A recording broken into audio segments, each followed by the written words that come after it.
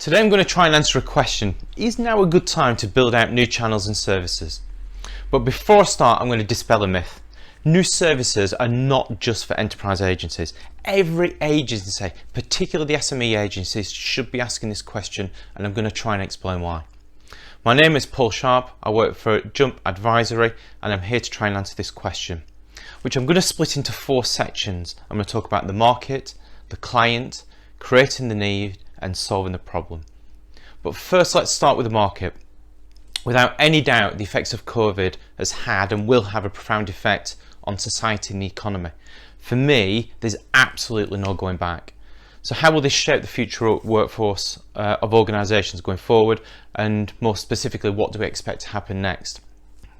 I think whilst many people have got views, and you've probably read a lot of these views in the media, nobody's got a crystal ball, or should I say nobody's got a crystal ball that works.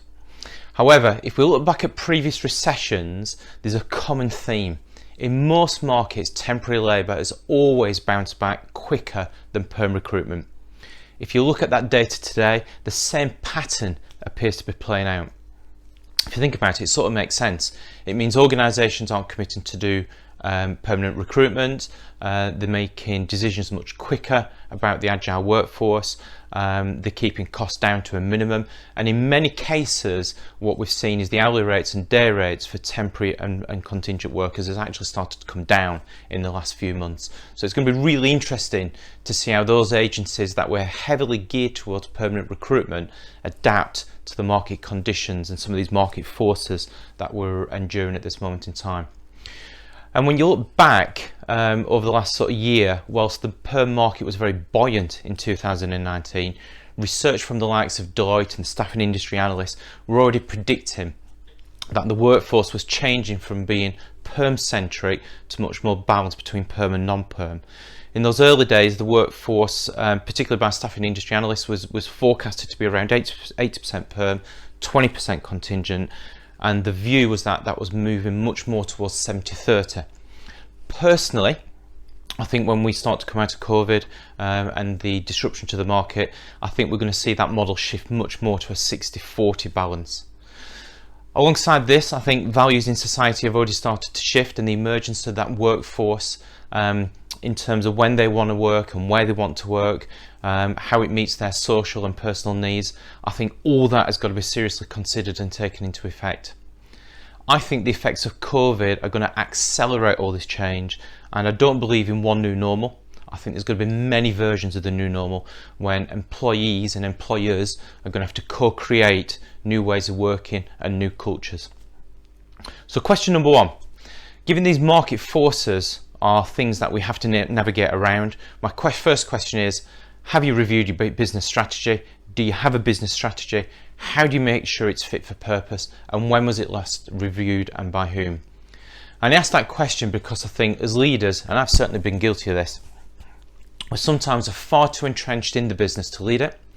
And that was really important in the early stages of COVID, when most agency workers and directors had their sleeves rolled up and it was everything was focused on survival. But as we start to come out of that phase now and start to think about the what next, we have to lift our heads up, we have to come out of the business and look at the business and make sure that it's fit for purpose going forward. And I think the market at this moment in time could not be any fiercer from a competition perspective, and the pace of change is just beyond belief, as fast as what I've ever known it be.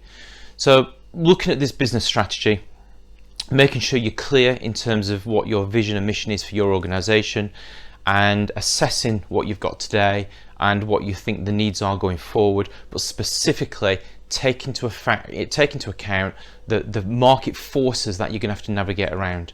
If you try and cut corners or fight against them, then it won't work. So first question before you're starting to look at products and service lines is review your business strategy.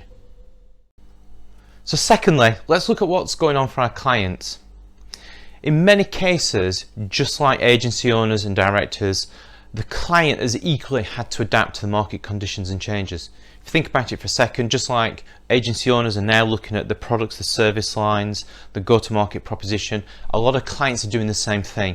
And that is going to have an absolutely knock-on effect in terms of their people plan, the skills, the talent, and everything else around their workforce going forward. In some cases is absolutely going to change. So the question I always ask is, how well do you know your client? How well do you understand the market forces that are going on for them? How well do you understand their business strategy, how it's adapting and changing? And how well do you understand from a people perspective what's happening for them in terms of talent, skills and labour? And if you don't know the answer to that question, then I guess I would always challenge anybody and say, how can you sell something or provide a service or solve a problem if you don't understand what's going on for that organisation? And equally, sometimes with organisations and with clients, you'll just never have that relationship because they actually don't want it, or sometimes they don't realise they want it, but getting beyond the barrier of trying to build up some trust is actually quite hard. So how well do you know your client? When did you last meet them? Not to talk about a vacancy brief, when did you meet them to have this conversation about what was going on inside their organisation? And specifically, what was keeping them awake at night? What problems did they have where they didn't have the answers? Is it something to do with the workforce this year? Is it something to do with workforce planning? Is it the mix of the workforce? Is it the skills, as I said? Is it the talent? So all those things are conversations that need to be had. But of course, you can't do that if you haven't got the relationship at the right level. So thinking about where you've got relationships, or more specifically what type of relationship you've got across your client base, is actually the second key action that I'd suggest you do if you haven't already. Map your client on the stakeholder list, work out what type of relationship you've got. Every client relationship you should be aiming for a minimum as a trusted advisor. If you can get to that trusted advisor space, you're going to the relationship's going to be a lot more strategic. It's going to be less transactional. If it's less transactional, you're not going to be held to account on margins only. They're going to come to you to help solve problems. You're going to be a lot deeper embedded in their organisation. So having a plan for each client is really important. So question number 2, map your client on the stakeholder list behind me. Work out where they are today and develop a plan for where you want to get that client relationship to. And in some cases, you may not be able to get it to that trusted advisor level stage. I can recall a year or two back mapping clients out and quickly working out that one client relationship had become purely transactional. Every year the conversation was about margins and fees. 12 months later, I decided to move on from that relationship. 12 months later, I exited. I was able to replace it with new relationships where I was able to achieve that trusted advisor level type relationship, and the conversation just becomes much more meaningful about a service rather than just margins. So map your client relationships. Next, I'm going to talk about creating the need. I think developing relationships and getting time in the diary with clients, whilst it's really important, it's actually really hard. I think many HR departments are reducing in size. They're really looking at the workforce. That includes talent acquisition teams, by the way. Many are not recruiting, and many are still working remotely.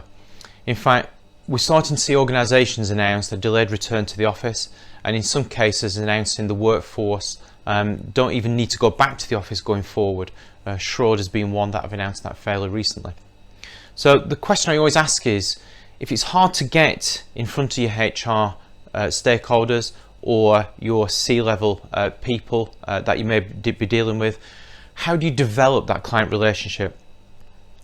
And when I worked in-house, I always recall being very dependent upon agencies for market information. I remember being really dependent for data on the workforce, what was happening around migration, data on talent and skills availability, information about legislation and what was coming down the pipeline, insights into the latest technologies out there and thought leadership in terms of recruitment models, and specifically competitor information. And what I would say is those agencies that gave me that information were much more consultative in their approach, and as a result got a lot more of my time.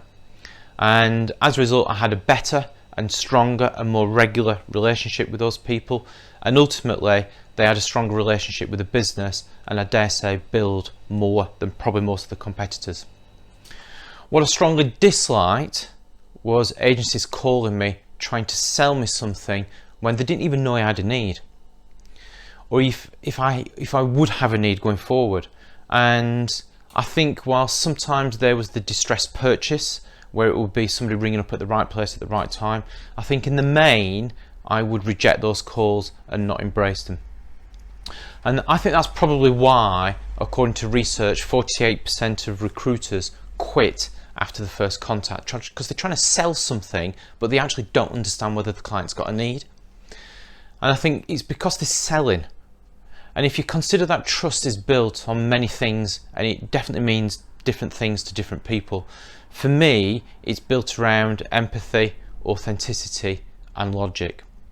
And some of the key traits, should I say, of selling goes against those, because that's about investing time, it's about building things, it's about influence, whereas selling's more about the here and now. And it really does clash. In an agency world, when people talk about business development, I always say it's not about business development.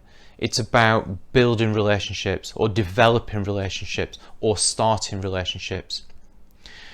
In the early stages of building a relationship, logic, or in this case for me, data, was a brilliant way to start a relationship with me. And it's something that I've used with clients. It's a brilliant way to give them something that's of value. And it will mean that you have to clearly do your research. You've got to try and find data or logic that is going to resonate, that's going to be valued. So doing your research on the client is really important. And we talked about that in the earlier section about understanding what's going on for them as a business. But I do recall quite recently being sponsored to talk to a HR director by a global head of talent acquisition. And he wanted me to come in to talk to his HR director to present market data, information on talent models, thought leadership. And it was his way of demonstrating to his boss that he was well networked, but also using a third party to come in and almost ratify what his plan for the resourcing team within that organization was, and to give his boss reassurance of other organizations having done something similar and how it would benefit them going forward in terms of making sure they had the right talent in the business. So finally, let's talk about solving the problem. If you know the market well enough, if you have a trusted advisor level type relationship and you're being consultative with your clients, you're going to undoubtedly help your clients find solutions to the challenges. It'll strengthen your relationship, it'll shift it away from being transactional, and it'll lead to more business going forward. You'll quickly move from being that transactional supplier where your value is measured in fees and margins to something that's much more sought after going forward, and therefore you won't be easily replaceable, whereas in the transactional space you absolutely are.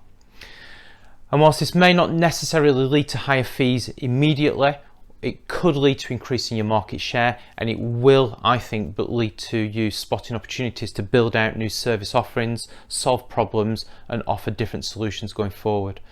And I asked the question this, you may have read in the media over the last few weeks the amount of organisations that have advertised for roles, and one in particular had over 1,000 applications in 48 hours. I always wonder how many agencies rang that client up the day after, offering to parachute somebody on site to help, to sift their applications, to do some assessing, or putting those people into an ATS and doing some automated correspondence. I suggest probably not many, if any. For those of you that may have heard me speak over the last few weeks, you'll know that I'm passionate about SME agencies building out new service lines and new offerings. I think it's absolutely the way to go. To emphasize what I said at the start, this is not just there for enterprise type real agencies. I think if I look back over the last few years of my career. I recall, because I had that relationship with the HR director, being the right place at the right time. I remember literally 3 months ago they had a problem with the payrolling of some interns and they needed to get into the organisation within a week. I remember presenting a solution for those interns. I remember literally 4 weeks after helping them out doing that and setting that up and giving them a really good service, them giving me 20 consultants at £600 a day and asking me to payroll those people. And I equally remember them coming and booking me in for some IR35 advice going forward in terms of the rest of the contingent labour. So spotting the opportunity, I think, is really important. Thinking, and I hate this phrase, outside the box, is equally really important. I think, remember what I said at the start, contingent labour is going to bounce back quicker than perm. If you've got some business within a client where you may have 5 or 10 temps or contractors out, and you've got that trusted advisor level type relationship, can you wrap a service around it? Can they outsource it? Can you develop a managed service product, managed service provider model? Can you offer your client help with screening, with sifting, with pipelining? Do the hiring managers need some hiring manager training? Does the client need some outplacement support? Have they got employees displaced and need some help around CV writing? What can you do to offer solutions, and what can you do to try and help them solve the problems or keep the things away from disturbing the sleep at night? So the question number 4 that I ask is, what services and solutions might your clients need? What would the benefit? What would give them a degree of certainty and respect for you as a supplier? How would you get that relationship higher up the food chain to that trusted advisor stage? And just remember one thing: you don't have to be Goliath to sell some of these solutions, but you do have to be David. So to recap, understand the market, make sure you're cognizant of the market forces and you're not fighting against them. Make sure you understand what's going on for your client, how the COVID and the recession is impacting on them, both in terms of strategy and people plan. Map your client relationships, be really clear where your client relationships are and how you're going to get them to the next level, and equally if you can get them there and what investment it would need to get them there, and equally what the opportunity is.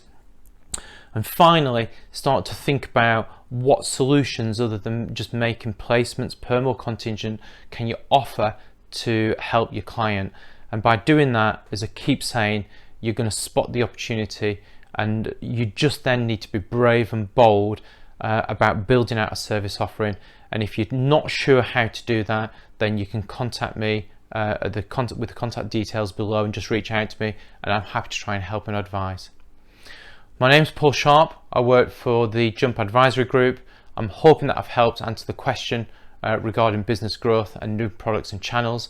Have a good day.